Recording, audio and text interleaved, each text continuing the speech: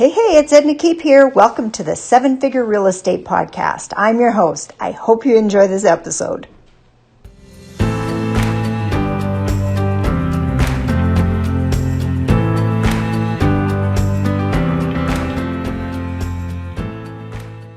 Hello, everyone. This is Edna Keep with Seven Figure Real Estate. And today I have with me Andrew Keel, all the way from Orlando, Florida. And he's an expert in buying mobile home parks. So I know we have an interest in that and almost bought a mobile home park a couple of years back and couldn't get financing on it because of different challenges. So it's always interesting to me to see what people are doing in this area. So Andrew, tell us, first of all, how did you get started in real estate?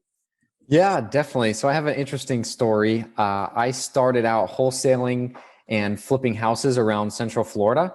So, putting out bandit signs and mailing out yellow letters all throughout the Central Florida area. And yeah, that's really how I got started initially. It's a funny story how it transitioned into manufactured housing, which I'd be happy to share. Yes, absolutely. Please do. Awesome. So yeah, I was mailing out yellow letters and I was flipping maybe 4 or 5 houses a year, doing that full time Uh-huh. for about 3 years. And through one of my yellow letters, I got a lead through a probate on 2 manufactured homes in Ocala, Florida, which has a lot of mobile home parks that are like, 55 and older, communities around the Yeah. villages and so forth. So I went up and looked at these 2 homes and they were like, manufactured in the mid 90s, vinyl sided, shingle roof, very nice homes that, the guy only wanted $2,200 cash. And, he just was like, I want to get rid of these things. That's what I need to pay off the back taxes and lot rent. And that's all I need. So I was like, sure, here you go. I got the titles, didn't know what to do with these things. I just knew that they had to cost more than that to build. So I Yes. went home and I got on YouTube and I typed in how to make money with mobile homes. And I found this awesome guy named Lonnie Scruggs who wrote this book, Deals on Wheels. And he talks about how you can create mailbox money through buying mobile homes in parks, fixing them up, and then selling them on contract. So that's exactly what I did Yeah. with these 2 homes. I ended up selling them and creating cash flow. I was able to get in just the down payment. I was able to get $2,000 a piece. So I was able to get $4,000 just in the down payments, and then I got $250 a month off of each of the homes for 5 years. So Wow. I was like, this is great, and I went on to do 19 more of those Lonnie deals. Before I eventually got into mobile home parks. So Buying the whole park. So what took you from those two to a whole park? yeah, so I actually met a park owner doing this, and the park owner was a really nice guy. And we went out to lunch one day, and he said, you really should look at owning the entire community and the real estate, and not just the personal property that is the mobile homes.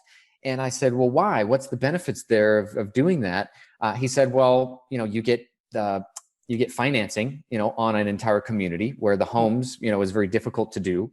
Yeah. There's tax benefits, with depreciation and otherwise that you're not going to be able to get through just dealing with the homes.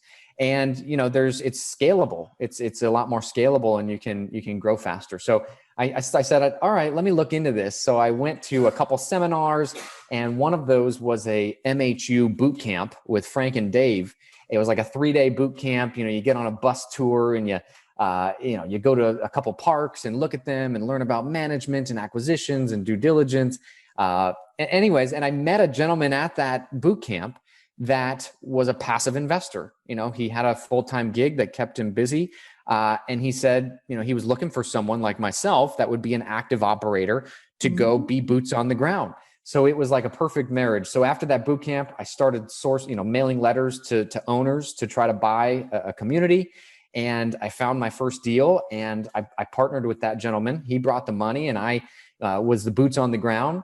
And long story short, we did really well on that deal. We were able to refinance in 2 years and pull out all of the initial equity. And then that same investor said, hey, let's do this again. So we ended up doing, yeah, How many units were in your first mobile home park? my first mobile home park had 67 units. Okay. And do you still own it then today? I still own it to this day. Awesome. And Yep. what kind of cash flow would you pull in on a monthly basis from that? So on a monthly basis, it spits off $6,000 a month right now. And my partner and I split that. So we get $3,000 a piece each. Awesome. And in the meantime, the mortgage is getting paid down and all that sort of thing. What was the percentage of mortgage you were able to get on a mobile home park? Because my understanding is you can't get like high 80 or 75% financing. Is that your experience too? It depends. It depends on the quality of the community. It really Okay. depends on, the number of units occupied, versus total number of units. Does it have off-street parking? Is the condition of the homes good? And in this community, when we bought it, we went through a local bank, Okay. local bank within a couple miles of the park. And we were able to get 75% loan to value on that Beautiful. with a 25-year amortization. And then when we refinanced, the park was full, now 100% occupied. And, we cleaned it up with some CapEx. So then we were able to get 80% LTV when we refinanced. So that there are lenders out So there. not just the land value, but do you own all the mobiles in there, or are they homeowners? You just Each own of the our land. residents owns their home. So they're Okay. just paying lot rent. We're just owning the land. Yep. Okay. So it was okay. So that's cool. That's interesting that you're able to, what are they able to get? Are they able to get mortgages on the mobile home themselves? There are some lenders out there, like some nationwide lenders like 21st Mortgage and PEP Lending. There's a couple of them, but it is more difficult. And the terms are, somewhat like hard money loans, 10 to 12% interest loans. So, but there are lenders out there, and some community banks, credit unions will finance them, for buying the manufactured homes. But, it is limiting.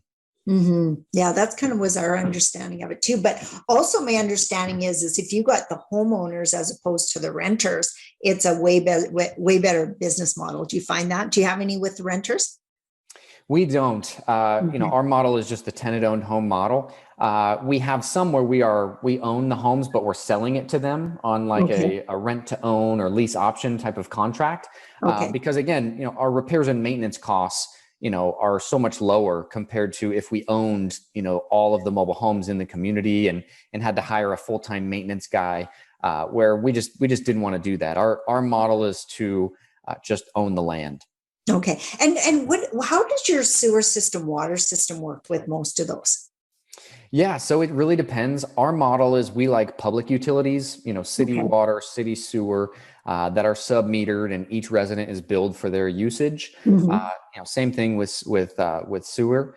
Now, we do own a park with septic, and we do own a park with well.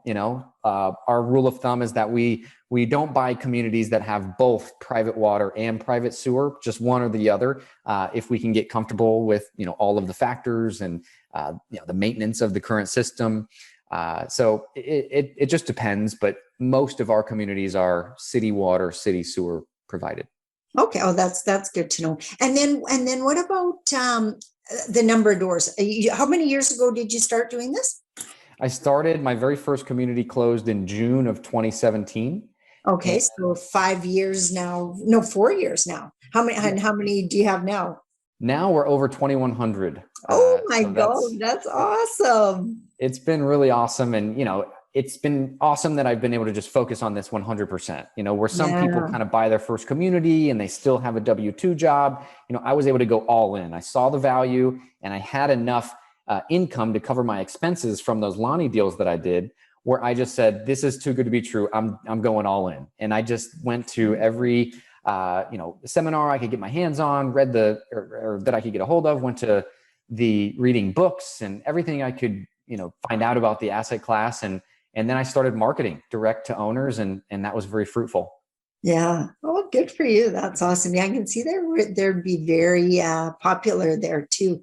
Is it mostly do you have a demographic like mostly seniors or anything like that, or is it families or Ours a are all combination? family parks. All All family of ours are parks, family parks. Yeah, Okay. and we just, we really pride ourselves on, bringing affordable housing to the marketplace. A lot of the communities we're buying are owned by mom and pops that have owned these things, and they're just ready to retire. And there's a lot of deferred maintenance because they've been living off of these things as a retirement vehicle. Yeah. So when we come in, we're able to add value, clean these places up, and, ultimately revitalize the whole community, I bet. Hey, exactly. It's a win-win for the residents, for us, for our investors, and for the banks, right? Because we're all of our incentives are aligned, because the better the community looks and the better the homes look, the better financing that we're able to acquire for the community.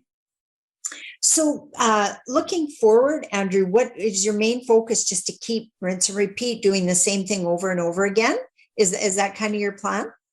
Yeah, our plan is to acquire 5 to 10 communities a year, based on the deals. We do individual syndications. So, raising money per deal instead of like a fund model currently. So, 5 to 10 a year, add value to those assets, refinance out the initial capital within 5 years, and then hold them long term and just pay out distributions into perpetuity. And so your main focus now then is finding investors and finding mobile home parks. Is that right? Correct. Okay. And do you train people to do what you do, or are you just doing it yourself? I have a whole team that helps me, and there's no way I could have scaled it this big without having such a great team. So we have a handful of asset managers. One thing that makes us different, Edna, is that someone from my team moves on site to every acquisition that we purchase for at least the first month after we buy a property. Okay, really get to know it, right? Get to know it and set up our new management systems. And then, any capital expenditures that we're doing, we always save money by having some boots on the ground. So that's just a little bit about, what we bring to the table. That totally makes sense. Is we just bought in Memphis, Tennessee, not a mobile home park, but a very rundown, underutilized apartment building. And we did the same thing. Our guy lives there while the renovations and all the changes and everything are happening. So I totally see where that makes sense. So when you're approaching potential investors, what's your 30-second commercial? My 30-second commercial is pretty easy. Our goal and our mission statement is to, increase the supply of affordable housing and provide safe, clean, affordable housing to our residents. And, it's a win-win, because we're able to provide double-digit returns to our investors, and we're able to improve the communities. One thing that's unique about this asset class that a lot of people don't realize is that there's obviously a stigma about it, but the supply is limited. It's actually shrinking every year. There's more mobile home parks every year that are torn down and redeveloped into a higher and better land use than there are new communities being built. So with that being said, and there's zoning issues with, because nobody, like, if there's this not in my backyard, nobody wants to build, live next to a mobile home park. So there's these artificial reasons why the supply is constrained, but the demand is off the charts for the homes that we have available. So that's really the biggest selling point to the asset class. Okay, yeah, that totally makes sense. We're out in an acreage just out of a small town, and just down the way, like 2 grid roads over, there's a mobile home park. That's one we tried to buy a few years ago. That stigma didn't bother us. It's such a neat little community. Like, everybody's just total pride of ownership. They're all owners as well. And that part didn't bother us at all. But yeah, I know some people really have that idea that there's going to be some challenges, or don't they? What would be, you say, the worst deal you ever did? And it could be before you got into mobile home parks or anything like that. But what's some challenges you've ran into? Yeah. So, the worst deal I ever did was a deal that I was trying to wholesale back in my wholesaling days. And we had a buyer all lined up until the day before closing. And we ended up losing our escrow deposit on that one. So that was the one deal that comes to mind when I think of the worst deal. In regards to mobile home communities, there was one community that we purchased that the lift station in the back of the park, where long story short, it's all pumped up. That's where all the sewage goes back to, and then it pumps it up to the main line in the front of the park. Well, anyways, it was leaking. Like, it had gone bad, and it's a huge, hole in the ground, and there's, concrete blocks that go, very deep into the ground, and there's pumps down there. Mm-hmm. So we had to replace that lift station, and that was a big ticket item. That was like $80,000 to replace that lift station. And it took a considerable amount of time to do. So we did not, plan on that going bad, during our due diligence. We got inspections on it, but they said it was fine. The pumps just may need to be replaced. So we ultimately had to do a capital call for that additional money to replace the lift station. And that added a lot more stress to the whole process, obviously. But fortunately, we were able to recover from that. At the refinance, we were able to catch up any pref that was owed on the additional funds and pay out a little bit extra. So it worked out in the end, but in the middle of it, it was very stressful. It's stressful, yeah, I totally get that. And so, do you have a minimum amount that somebody needs to invest if they're looking at investing with you? Yeah, typically it's 50,000. Some deals are 100. So between 50 and 100, and you're typically looking at getting that fully paid back in the 5-year period. Do you take an asset management fee during that time period, or do you get your investors paid back first before you start getting paid? Every deal is a little bit different, Edna, so I'd be happy if anybody had questions. I'd be happy to kind of talk one-on-one about a specific project. But that's typically our model, is to try to pay back the initial investment plus a double-digit return, and then after the refinance point, hold it long-term. Yeah, that's kind of ours too with the apartment buildings. That's why I was wondering. And I know that sometimes you can do it different ways, and sometimes it depends what I always say the managing owner wants to. If they're trying to get I have a cat jumping up on my desk here. If they are trying to get cash flow themselves very quickly, or if they're in it more as a wealth building concept too, because that makes such a difference, doesn't it? And that's really our model now that, we have a solid base that provides the cash flow. Is we're looking at more wealth creation, and, we don't take an asset management fee. We manage the properties ourselves. I think that's one big difference between mobile home communities and apartments and other multifamily, is that, with apartments, it's fairly easy to find a local property manager that's a pretty good shop. Where with mobile home communities, there's really not that many, big outfits that will do and property manage a mobile home community. So we've built our own in-house, management company, and we only manage the parks that we own. And that, I think, makes us different as well, because you get more attention when the owners are the ones that are dealing with the issues every day. I've always felt like that too. Like we have managing partners with our deals, but property management as well, but managing partners to manage all that kind of stuff. Because there's always work involved. It's kind of a misnomer when they say passive investing in real estate, isn't it? It really is. There's always something to be done. So how do people find you and connect with you, Andrew, if they want to invest with you and find out more about what you're doing? Yeah, definitely. My website is the best way to reach out. It's keelteam.com, just KEELTEAM.com. And you can fill out the contact form, and I would love to get in touch with you. Okay, perfect. And what do you think the prospects are of, do you have anything under contract right now that you're trying to fund? Yeah, we have a couple parks in Bismarck, North Dakota that are in due diligence. So it's still early on in the process. Our due diligence is not up yet, but that'll likely be our next capital raise.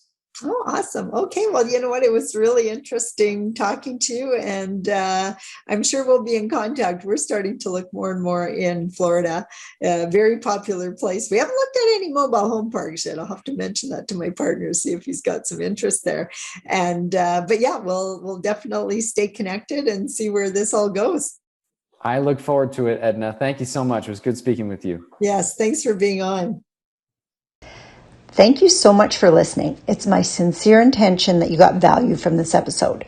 If you're interested in learning more about building your passive income through real estate, either by investing with us as a joint venture partner or as a student discovering how you can attract investors to your deals and build your own 7-figure real estate portfolio by helping others build their passive income, check out my website, ednakeep.com, or watch my free masterclass at ednakeep.com/90days to 5K.